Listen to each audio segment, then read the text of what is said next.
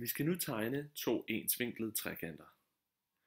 Til at starte med har vi tegnet vores første trekant, og nu skal vi altså så tegne en trekant, som har de samme vinkler, svarende til alfa, beta og gamma. For at gøre det, så går vi herop i menuen og vælger vinkel med en given størrelse. Det vil sige en vinkel med en fastlagt størrelse. For at lave den venstre vinkel i trekanten, så trykkes først til højre for vinklen, sådan der, og herefter trykker man så der, hvor man ønsker, at vinklen skal være, sådan der.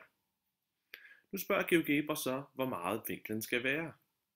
Og da det altså er vinklen, eller en vinkel svarende til størrelsen på alfa, det vil sige en vinkel på 53,32 grader, så skriver vi altså så, at det skal være en vinkel, der er lige så stor som alfa.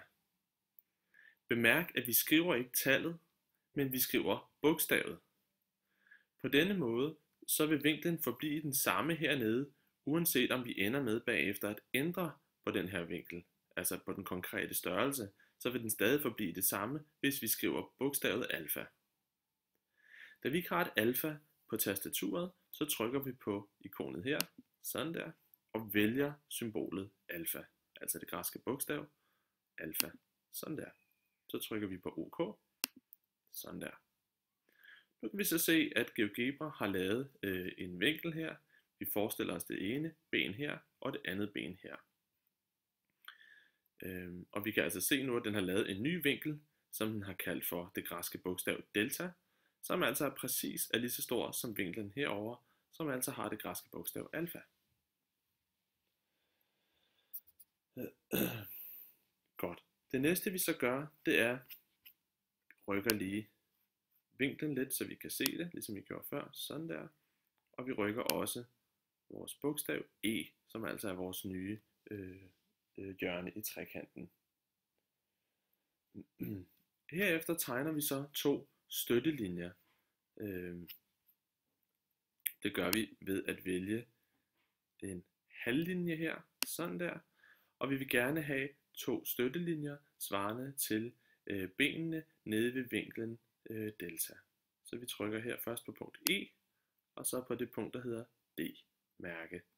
Sådan der. Så har vi lavet den ene støttelinje, og så laver vi den anden støttelinje ved at trykke på E og punktet D. Sådan der. Hvis vi nu ønsker at tegne vinklen, den øverste vinkel heroppe, svarende til den vinkel, der hedder gamma i vores første trekant, så skal vi altså starte med lige at beslutte os for, hvor vi ønsker, at vores øverste punkt i trekanten skal være. Altså hvor på støttelinjen vi ønsker, den skal være. Det gør vi ved at gå over i menuen her og trykke på punkt på objekt. Det vil sige, at vi skal altså have tegnet et punkt på det objekt, som i vores tilfælde er vores støttelinje. Det vil sige, at vi vælger det sted på støttelinjen, hvor vi ønsker, at vores punkt skal være. Det kan fx være her. Her er det altså vigtigt, at man har trykket på selve støttelinjen. Sådan der. Vi har nu afsat et punkt, og det punkt hedder, lad os se hvad der står, punkt F. Godt. For nu at tegne den øverste vinkel, vælger vi igen vinkel med en given størrelse.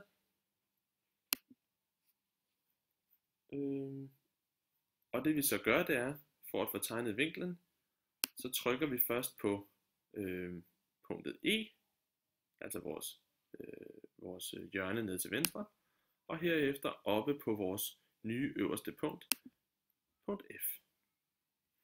Igen spørger GeoGebra, hvor stor skal vinklen være, og da det jo skal være ensvinklede trekanter, og vinklen heroppe i punktet F skal være lige så stor som vinklen heroppe i punktet C, så skriver vi det bogstav, der står her, altså det græske bogstav gamma. Derfor trykker vi så på gamma, sådan der, og trykker OK.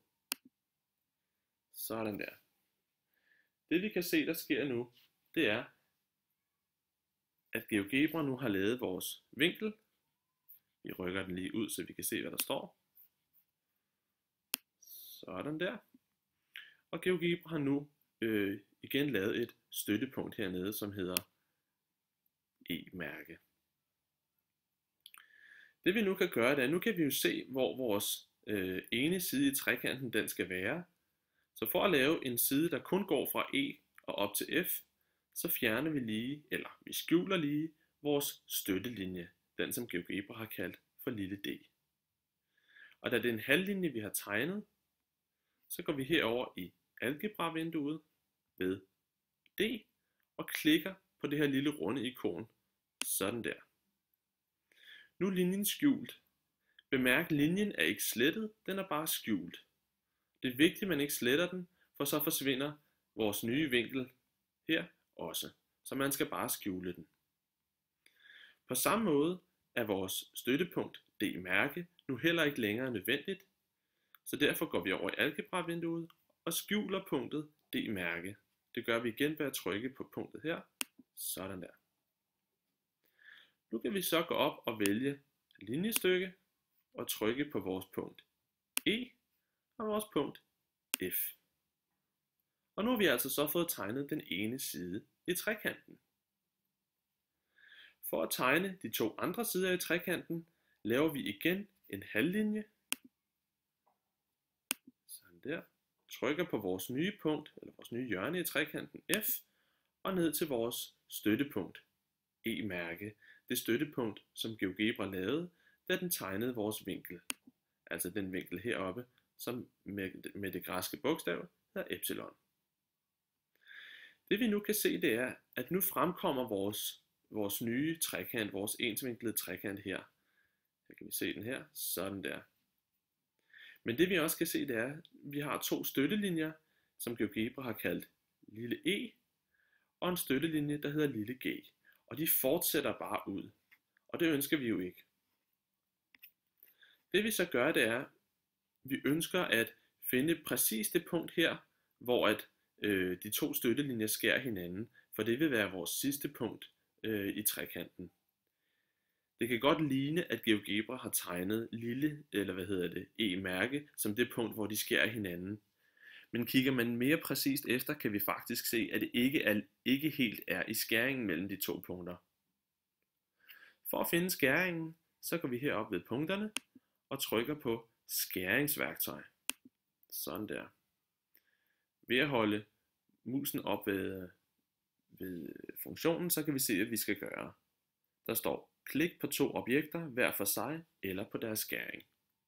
Så hvis vi klikker på de to objekter hver for sig, det vil sige først den ene halvlinje og derefter den anden halvlinje, så kan vi se, at GeoGebra automatisk finder skæringspunktet, som i det her tilfælde bliver kaldt for G. Og her kan vi faktisk se, at G ligger ikke helt oven i E-mærke. Når vi nu har fundet vores sidste punkt i trekanten, skal vi ikke længere bruge vores to halvlinjer, som jo blot var støttelinjer. Derfor går vi over og fjerner dem over i algebra-vinduet, eller det vil sige, vi skjuler dem bare. Så vi trykker her på punktet ud for E, og så kan vi se, så bliver den linje skjult. Og så trykker vi på punktet ud for lille g, og så bliver den halvlinje skjult. Der findes også to støttepunkter, som vi heller ikke skal bruge, altså punktet D og punktet E-mærke. Så det kan vi også over og skjuler.